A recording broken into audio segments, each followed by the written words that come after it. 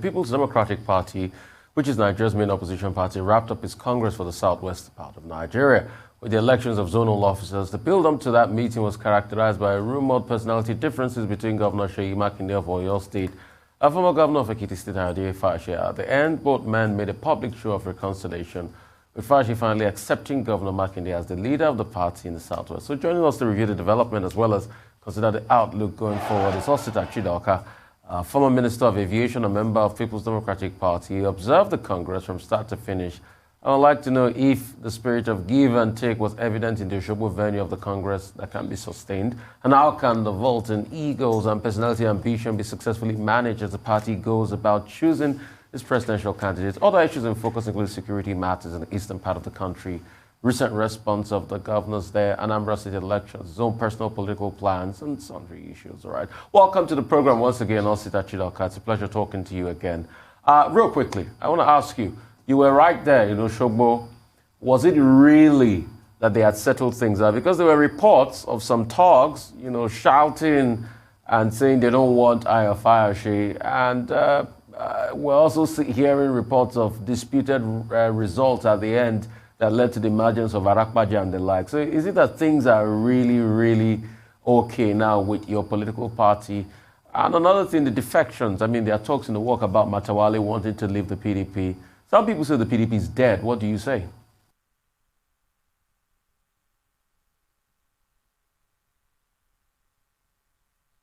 To discuss the Osogbo Southwest Zonal Congress.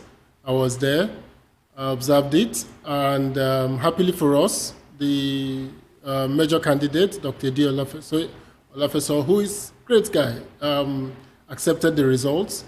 There were rumors of violence, rumors of talks, but at the end of the day, I was there till 2 a.m. when we finished counting the results. There was no disruption to the process. Arakpaja won, and the contenders congratulated him. So what it goes to show, particularly, is that PDP is beginning and is getting it right more and more every day with its internal democratic process. Starting from the primaries in Port Harcourt, when Atiku Abubakar won, you could see that it was so transparent that all the candidates quickly came and congratulated him, and some of them became members of his campaign team. Again, we saw our primaries in Ogun State, in Ondo State. It was very transparent. Dr. Edi lost that primaries, and they all accepted the result. So I think that in the metamorphosis of PDP, what has happened is that we have moved from the time PDP was founded. PDP was founded in 1998, and it became a ruling party in 1999. So it never really had time to understand itself, for the contending interest groups to position themselves. So we quickly emerged into governing, and for 16 years, we had the president always available to give guidance to the party. Now, the party is in its second phase of development, where that what is happening now is we have equal stakeholders, governors who are equal. So here is Governor Makinde supporting a candidate and former Governor Fayose supporting a candidate. In the old days, they will have been invited to the villa and the president will have settled it one way or the other. But now we have a situation where the list of delegates are well known. The people who are going to vote in the primaries are clear. The process of voting is clear. The counting of the votes, as you could see on the screen, was very clear, transparent. So it is easy for people to accept the results. Particularly, it is easy for PDP, having made this metamorphosis, to get on to its next stage, which is now that our internal processes are on. Interest groups are going to emerge who will now try to struggle to win either party offices or elective positions by coming together and pushing an agenda, knowing fully well that the process of internal democracy is alive and well. So I think that this only goes to consolidate what has been going on for some time in the Uche Secondus-led PDP. And I hope that this will continue to happen, because this really is the key to the Nigerian political space, having internal democracy in our political parties. Well, two things, Chief Chidoka. The APC is threatening that the party would occupy the position of president of Nigeria and rule Nigeria for the next 32 years. Are you aware of any strategy within the PDP to make sure that this does not happen and that the PDP wins the presidential election in 2023? And if you look at the field at the moment, there are at least 5 candidates, 5 aspirants that are being talked about within the PDP.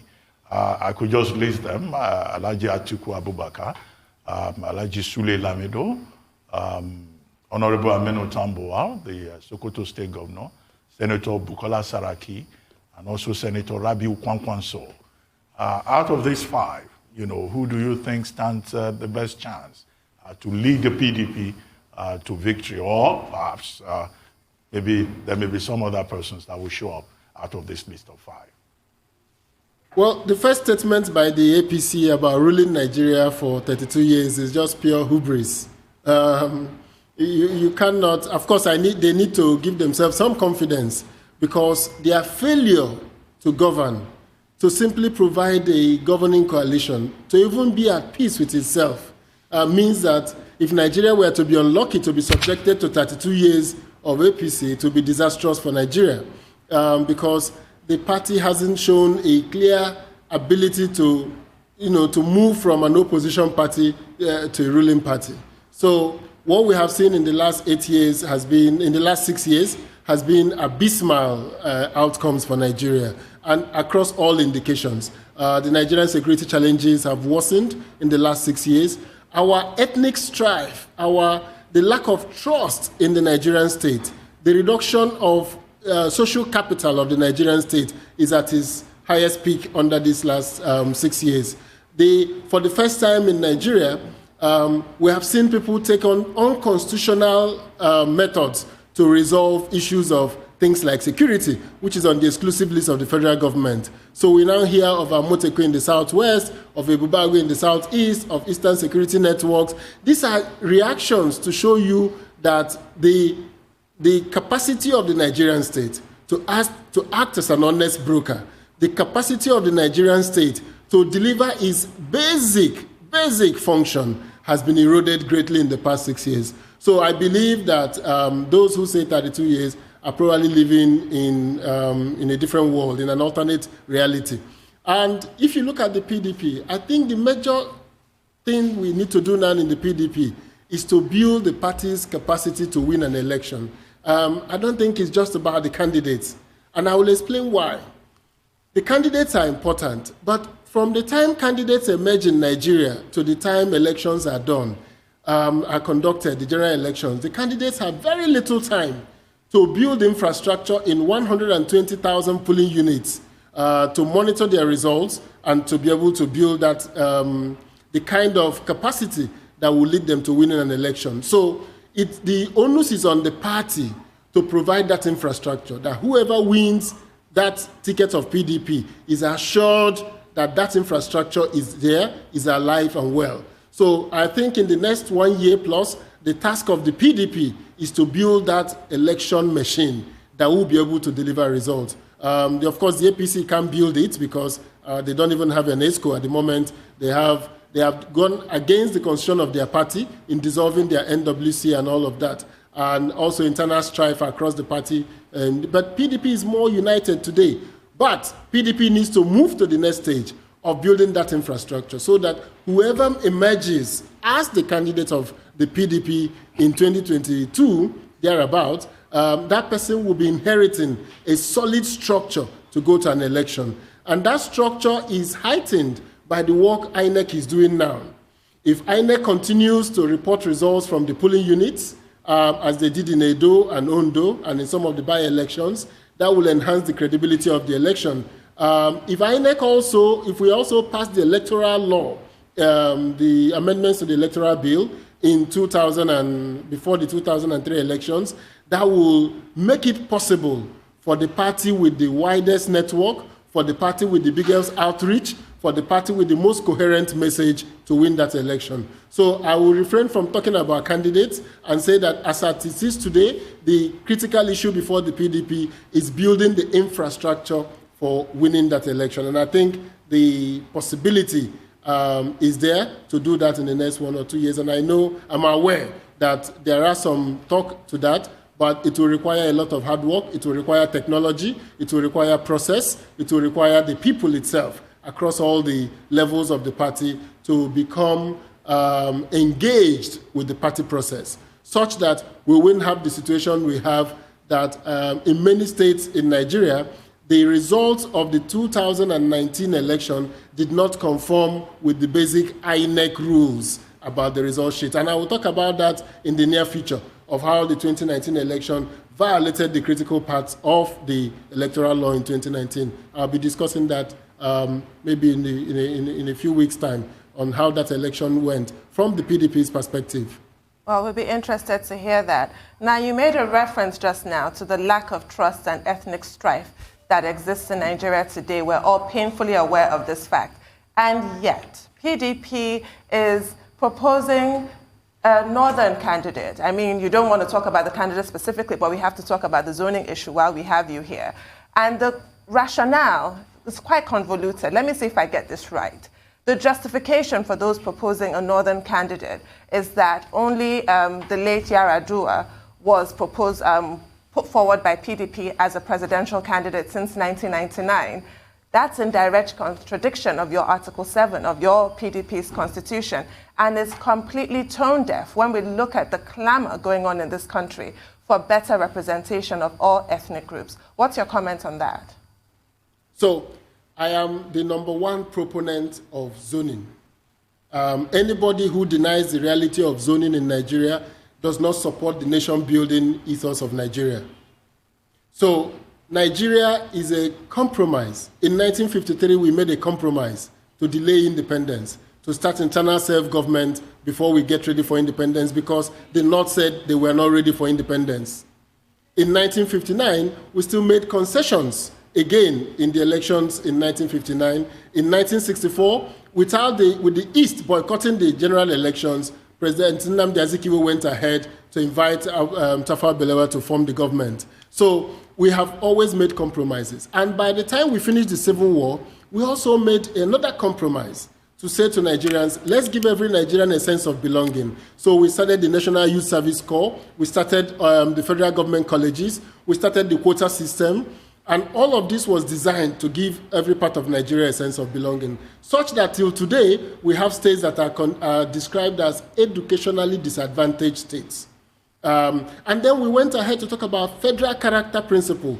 We didn't just stop in putting it in our constitution. We went ahead and created a commission called the Federal Character Commission to ensure that the concept of federal character is complied with across all the tiers of government. So Nigeria's major selling point to the world is the fact that we're a nation that has worked out a way to live together. If you notice, just post-independence, 59 and 63 election, we had a party called Northern People's Congress, which contested that election. And the Northern People's Congress had almost half of the seats in the Federal House of Reps, which made it easy for them to always form the government. But if you look at today, Northern People's Congress would not have been registered as a party.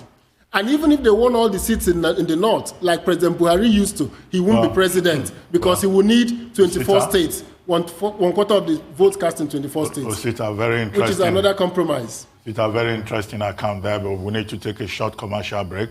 When we come back, the conversation will continue. Stay with us. We'll be right back.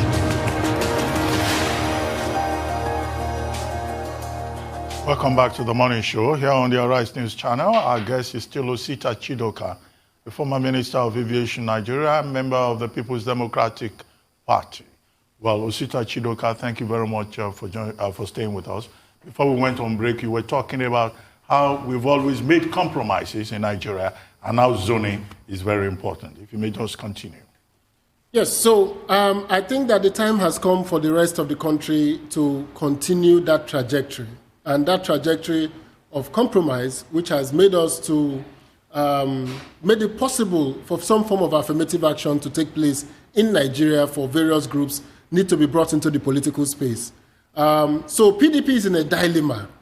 The dilemma is that PDP thinks that the bulk of the votes in Nigeria in the North, APC will likely put its votes to put a candidate from the South, and that if we give the candidate from the North, then the PDP will win. because it is important that PDP as a party wins power first before we talk about zoning. So, very interesting argument, very valid. But I think that if we continue to break the country into where the votes will come from, north or south, we will be negating the fundamental structure, the substructure of this country, which is the compromise, the bringing people together across cultures, across civilizations, to live together and form a union that is fair and that works for everybody. So if we want to do that, I think the two political parties should try as much as possible to present the people from the same zone to the people of Nigeria so that we can then decide who is more competent amongst the two political parties to lead Nigeria. So I am firmly in support of zoning, and within the PDP, there is no consensus on either ways where the presidential candidate will go. But it is the constitutional right of every Nigerian to run for presidency. And I'm expecting that everybody is going to run and the delegates are going to make their choice. But I am advising, and I will continue to argue, that it is time for PDP to listen to the yearnings and aspirations of all Nigerians, and the APC too should do the same by presenting candidates from the south and from the southeast precisely, to make it possible for Nigerians to have a sense of belonging. That's my position. And whoever wins the primaries, however the primaries go, as a loyal party member, I will continue to support the party. But I want it on record that I think the time has come for the country to confront its fears. Let us not give in to cynicism. Let us give in to hope that Nigerians across all ethnic groups in Nigeria are capable of leading Nigeria and capable of bringing something to the table to create a better union. Okay, thank you so much, Osita Chidoka. I want to talk about the insecurity situation in the east. We saw what happened in Imo and other parts of the eastern part of Nigeria, Ebonyi State, and the governors coming together and the emergence of Ebubeagu. What's your take on that? And secondly, last time you did run to be governor in Anambra State, I saw the debate. A lot of people thought you even won that governorship debate in Anambra State the last time. Are you running this time to become governor? Are you whipping your shoe? Are you running once again? Okay, so I will start with the Anambra State governorship election. So in 2017, I thought that Governor Obiano had not done the best that Anambra people deserve. And I felt that the issue that will confront us will be the issue of ability to do the job, to bring certain capacities, to bring in the potentials of Anambra State to the fore. But one of the lessons I learned is that there is a consensus in Igbo land about the idea of zoning. There is a wide consensus in Igbo land. If you go to Abia State, they've gone from Abia North, Central to South. In Ebonyi, they've done the same. In Enugu, they've done the same. Enugu East, Enugu West, and now Enugu North have gone around the governorship. And in Anambra, we've gone from Governor Peter Obi, who's from the Central like me, to Governor Obiano from the North. And I think it is the time for the Anambra South to go. That's my position. I am consistent about it because I have seen that the Southeast is one of the areas in Nigeria that has very good development if you look at all the indicators. Children in school, if you look at maternal mortality, infant mortality, because we've been able to remove the aggressive fight for power and reduce it to the issues of, okay, so who amongst these people from these zones can help us, can lead our state? So I totally support the idea of zoning as a first step in creating an inclusive society before we mature to the stage where we begin to say, okay, we've all tested it and we've seen that the people in Bayelsa are not better off because President Jonathan ruled. The people in Katsina are not better off because President Buhari ruled. It's going to be about who will deliver that job. But before then, the necessary first step is to create an inclusive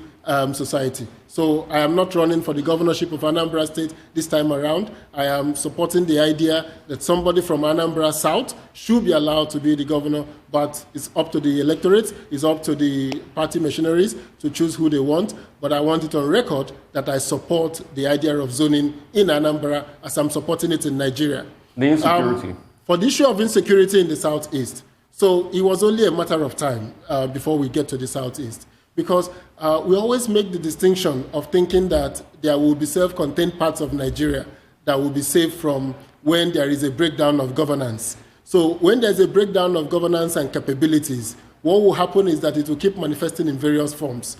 So non-state actors are seeing that the state is weak. They are seeing that the state is not able to be the sole controller of violence. So everybody is testing their wave. If you remember, when we started with kidnapping in the South-South, it ended up all over the country now. So what is going to happen in the South, what's happening in the Southeast is just a manifestation of the fundamental problem. The fundamental problem is that our security architecture is old. Our security architecture needs to be rejigged. We need to rethink what security means in this 21st century. We need to rethink how we relate with one another in Nigeria to make it possible for us to focus on criminality and not give ethnic slides to the criminality. So the Southeast situation is not going to go away easily, sadly. It's not going to go away easily, so long as non-state actors across the country are extracting value from Nigerians. I mean, somebody just said about $20 million people paid about $20 million in ransom in the past 2 years. So if there's $20 million on the table, there will always be criminal elements to take it. And fundamentally, we haven't seemed to learn any lesson from what happened with Boko Haram.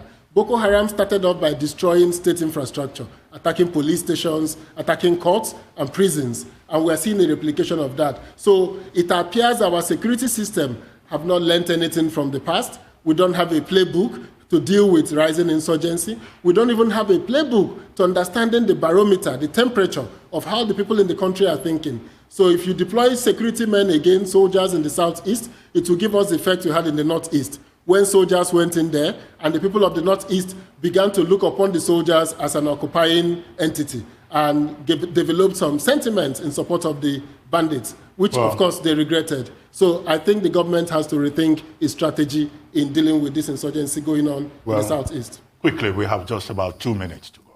And I'd like to ask you, you've talked about Nigeria confronting its fears. You say you support zoning. You say in Anambra, the position should be zoned to Anambra South. Are you saying invariably that in Nigeria for 2023, the presidency should go to Igbo land? Definitely. That's my view. Nigeria should zone the presidency to the Southeast. Nigeria should not let the fears of its past hold it hostage. The possibility of unlocking the potentials of Nigeria stares us in the face. The possibility of building a nation where no man is oppressed stares us is just before us. We just need to be bold. We just need to be courageous. We just need to be honest about our intentions of a country, of building a nation out of disparate entities. So the presidency of the 2023 election should be zoned to the Southeast. And I have no apologies about that. And I believe that other parts of Nigeria will reason with us as we progress in this conversation that time is now for the country to... I was born immediately after the war. I'll be 50 years in July. And that means that for the past 50 years, Nigeria is still dealing with the problems of the past. We need to move away from that. We need to move to a new future. And zoning the presidency to the Southeast is the first step in that direction. Well, thank you very much, Osita Chidoka, for joining us on the morning show. Thank you very much indeed.